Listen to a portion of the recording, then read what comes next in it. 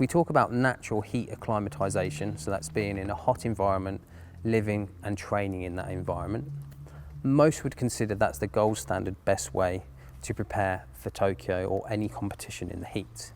However, we know numerous athletes, geographical location, the funding available, or whatever may be, simply don't have access to the funds or the ability to travel during COVID to go to those natural heat acclimatisation camps. So we have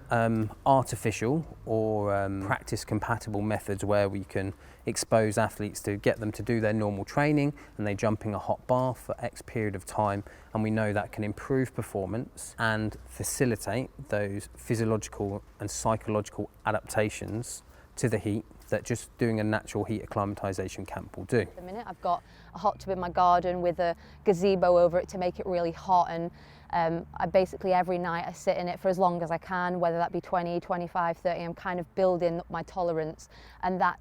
helped a lot in 2019, and I'm hoping it helps in Tokyo. I think as long as I've prepared as best I can, which is all I can do, which is sit in this hot tub and just sweat and be boiling, I'm just really hoping it helps. Some people might even suggest that being able to stay in your own training environment, use an environmental chamber which can get hot, or engage in some sauna bathing or hot water immersion, post-exercise, or wear additional clothing, or a combination of those measures, might be a positive compared to going away on a camp. As we know, if you go on a camp, generally you have some travel fatigue, jet lag, sleep quality might be lower, you could have